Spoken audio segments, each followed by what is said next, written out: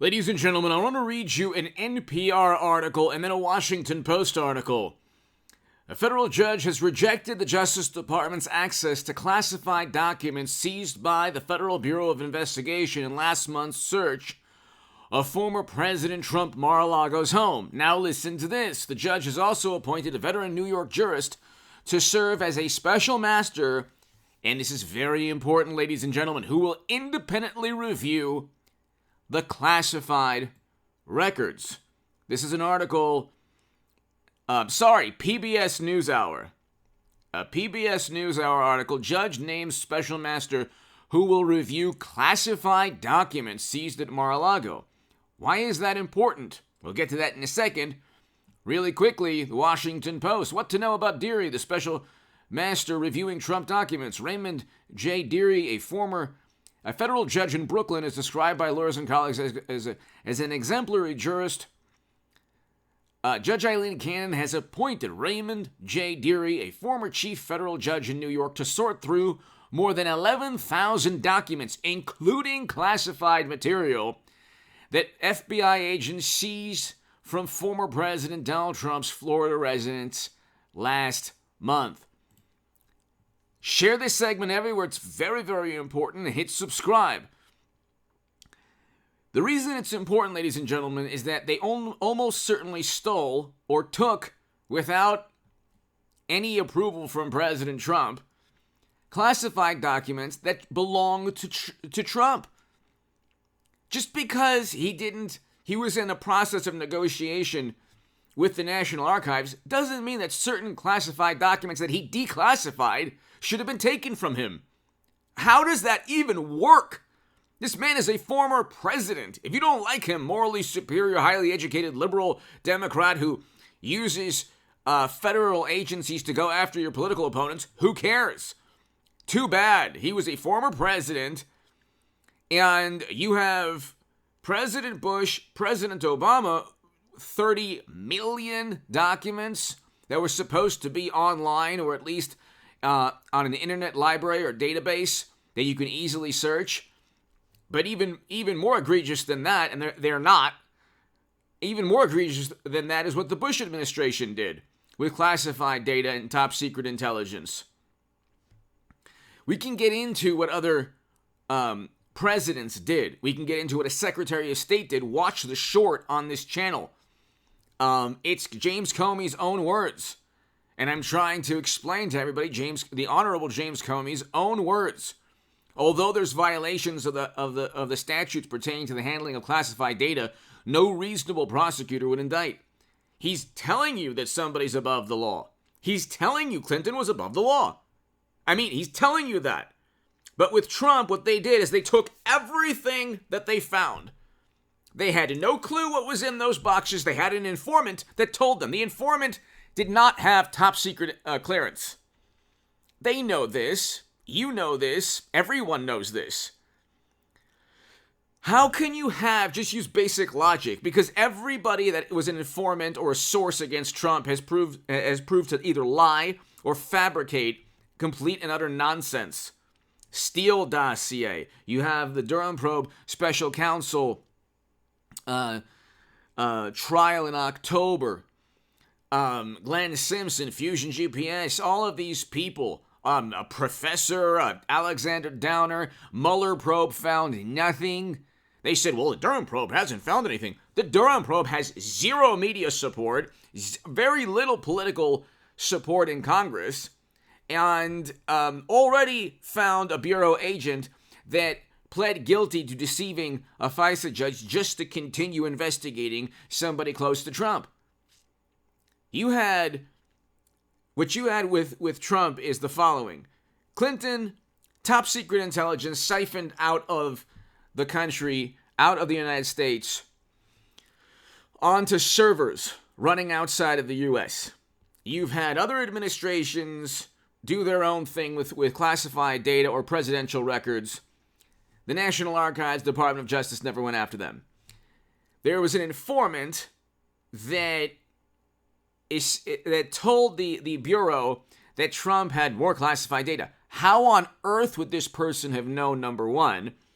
Number two, even if that's true, Even if that's true, the history of informants against Trump is abysmal.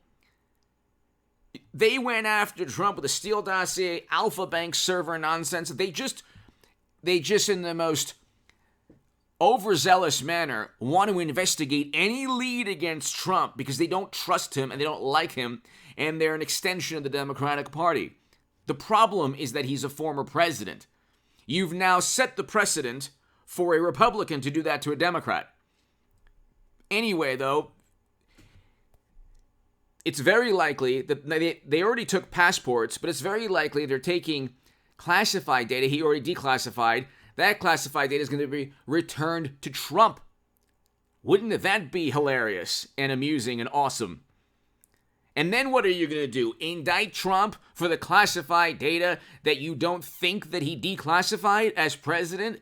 Because as president, aside from restricted data that you would need maybe the Department of Energy, the Secretary of Energy to help declassify if it's regarding nuclear armament, but there's most of the top secret intelligence or top secret data or the highest level data can be declassified by the president. There isn't even a standard protocol. Okay, he can and there's a Politico article talking about he can declassify documents just verbally. That's a Politico article. He doesn't sign a signature on a document saying that he was briefed on how to handle the classified documents. Clinton did. Clinton couldn't declassify couldn't classify or declassify. Couldn't declassify classified documents like a president could. So he has all of these powers associated with him as a president. Yet they took boxes and boxes, 11,000 documents. Who wants to bet that a certain percentage belongs to Trump? That was a certain percentage was declassified or belongs to Trump or wasn't classified. And again, he's a former president. He doesn't have secret private servers running outside of the United States government to funnel data outside the U.S. government simply because he wants 30,000 emails to be deemed personal yoga emails. And I want a Hillary Clinton, Donald Trump 2024. You know that if you watch this channel. I want Clinton to be the nominee and Trump. I want us to go through 2016 again because every day is this Matrix type of alternate dystopian Nightmare on Elm Street Twilight Zone 2016 episode. But the special master is going to review classified documents. The part of the review process is going to find out if he classified, if he properly or if he classified the documents. It's going to take a while. Then they're going to, this stunt has completely failed. This stunt has completely and utterly, this is even a bigger failure. This is a greater failure than the Mueller probe, which found absolutely nothing. And Crossfire Hurricane, which was not started without bias. The Inspector General stated he couldn't find documentary or testimonial bias. Yes, nobody wrote on a piece of paper, we can't stand Trump, we're going to go and utilize the U.S. government against him. Or nobody testified that, yeah, we were biased. But there were endless instances of bizarre, biased behavior, and the whole thing was a setup.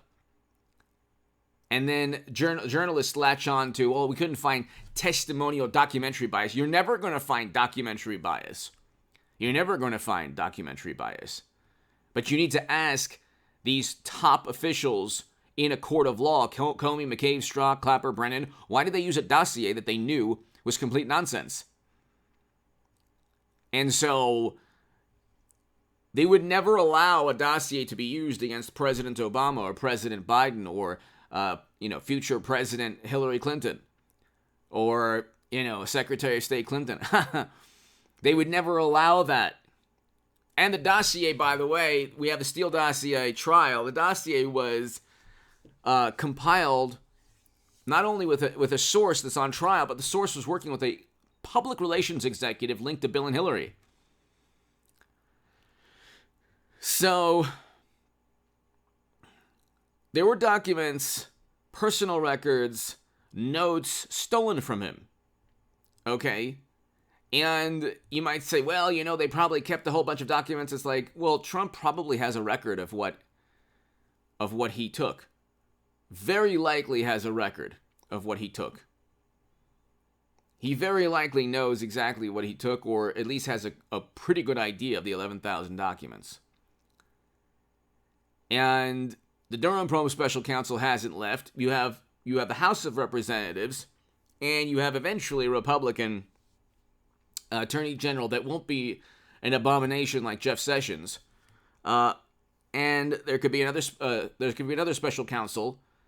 And I don't think that anyone at the Bureau or anyone wants to be indicted and charged with stealing documents or with withholding documents from the special master. And then if they do, they're like, oh, well, it was a mistake. Everything's always a coincidental mistake that always benefits Democrats. Unbelievable. But see, this is the problem, like, if you watch this channel, ladies and gentlemen, I don't usually pat myself on the back, but if you watch this channel, I use Public Record, Washington Post, PBS. Like, these are wonderful, beautiful journalists, liberal, morally superior liberal journalists. Their audience doesn't really understand the entire picture. They don't really know that everything Trump has been accused of is either fabricated or just fabricated, blatantly false, or sensationalized. Yeah, Trump had classified documents. It's nothing compared to servers with top secret intel or Uma Abedin's laptop that her husband was using a week before 2016. It was James Comey who tanked Clinton's campaign. Everybody knows this. And I said Clinton would lose to Trump in the Hill, the Huffington Post salon.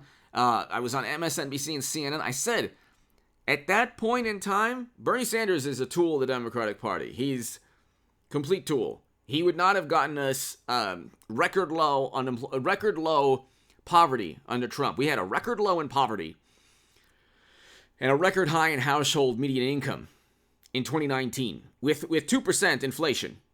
Okay, now we have recession, a third quarter. I talked about that last night in the live stream. I should have a live stream tonight. Third quarter recession, prolonged recession. They said, well, 2 quarters, it might not really be a recession. Yeah, it's a recession. Everyone has always known that 2 quarters of negative growth is a recession.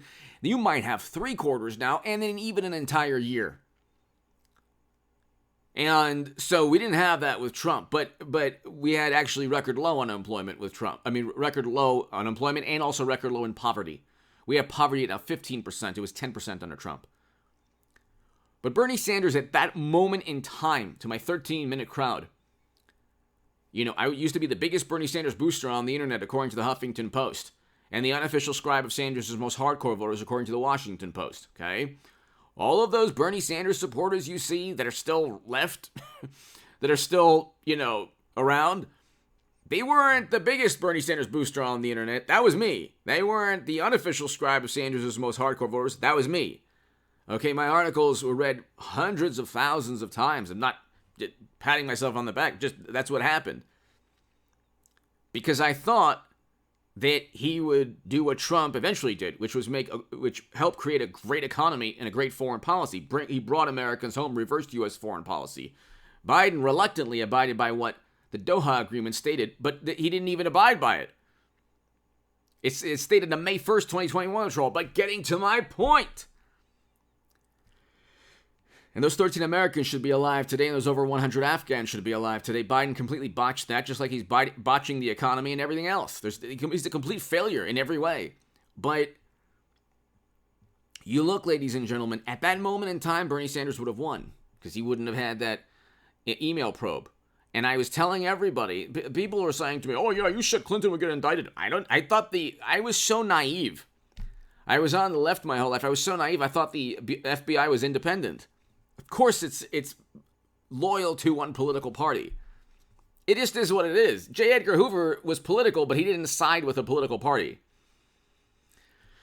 He had the goods on both, or he believed that he had the goods on both. Watergate that story would never have been broken without a top FBI official helping Woodward and Bernstein. But anyway, he would have won at that point, okay? Clinton lost because that cover-up was Comey, basically, the cover-up was, oh, well, no reasonable prosecutor would indict. Oh, what's this? More classified data floating around? And then he probably thought that Clinton would win in a landslide, and he wanted maybe to send a message to the new Clinton White House saying, look, we have the goods on this new Democratic regime. Well, it didn't work out. What happened was Clinton lost to Trump, like I said that she would. Now, I want a Hillary Trump 2024. We need to redo that. But it wasn't the Kremlin. They wanted Trump. The DNC emails, the campaign emails showed they were elevating Trump. So how is it that Democrats wanted exactly what the Kremlin wanted? Of course, the narrative changed. In those emails, see, again, like the highly educated, wonderful, morally superior liberals who just got into politics in 2017 and just started reading the New York Times and thought they were like, oh, wow, I know a lot about politics now. It's like, well, you don't really know anything. You know one very biased side that sensationalizes and distorts what's really going on. But anyway, you have what took place was Bernie Sanders would have won. Trump defeated Clinton because of Comey's memo. They wanted Trump all along. Then they lost. Then the narrative changed immediately to, oh my God, Facebook ads, and they never accepted results. Now they're pontificating about accepting results. And the reality of the situation is that they've never treated Trump. They look at Trump as this nightmare that they want to torment all the time. The problem is for Democrats is that they don't believe in their policies, and their policies stink and cause record poverty, and inflation is at 8 to 9%. 40-year highs in inflation. We're going into a prolonged recession. I've been talking about, I said third quarter is going to be negative. Did I not tell you that if you watch this channel? Subscribe also to the Stock Market Crash channel and H.A. Goodman's other channel. I'll be doing more segments on that. But they've tried to get him and accuse him of everything under the sun. It hasn't worked, and now this is a catastrophic failure. And I even forgot why I brought up the fact that at that moment Bernie would have won, but Trump defeated Clinton. Anyway, I'm all over the place as usual, as you know. But the point is, this is like the last chance that they had to really torment Trump, and it's now a catastrophic failure. There's going to be a special master that will go way past the midterms, trying to decipher how much of the 11,000 documents, even the classified ones, Trump owns. And guess what? If they stole documents from Trump, he can say they stole documents from him. If he's the rightful owner of those documents, if you're the rightful owner of a classified or any document, and the government just, barges into your place and takes it, yeah, they stole it. You say, well, it wasn't stolen. We got a search warrant. Yeah, the search warrant, like every warrant pertaining to Trump, every single, judicial ruling pertaining to investigating Trump is based on a Steele dossier, based on public record knowledge, reports, news clippings, news reports that are basically journalists fed false information, published the information, and then in a court of law or in a FISA court, it's utilized within the indictment or within an attempt to go and investigate somebody. But all the Bureau had to do was say, oh, well, Alexander Downer said George Papadopoulos Alexander Downer said George Papadopoulos told him that he knew something about the Clinton emails or the DNC emails. Oh, that's enough. Send it to a judge and let's start the process of investigating Trump. We have to send it to Comey and McCabe, and we'll just investigate because an informant told us we had to investigate Trump. And there you go. Anyone could be an informant against Trump. The point is, though, because all they want is a pretext, and then they're just off and running. The point, however, if you've lasted this long, 20 minutes, is that they failed miserably in actually I used to think they could have indicted him on this. They're not going to indict him on this. They might try to in 2023 because Biden is going to get impeached. So they might just indict an innocent man and then just roll the dice with a conviction. And they won't get a conviction because he's a former president.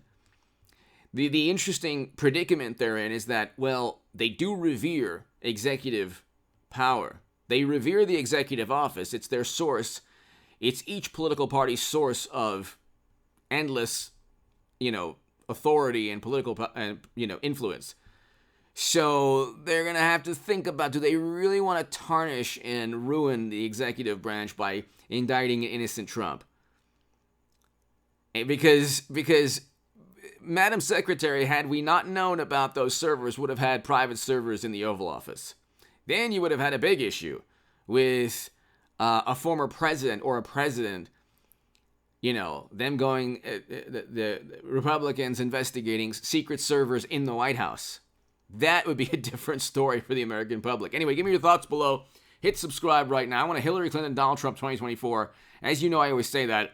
I've been telling you we're going to have a recession and a stock market crash, and we're seeing everything that I've been saying since my Federalist article in October of 2021 and since September of 2021. Hit subscribe to this channel, ladies and gentlemen. They very likely stole documents that Trump owned, legally and rightfully. Give me your thoughts. Thank you. And be here for tonight for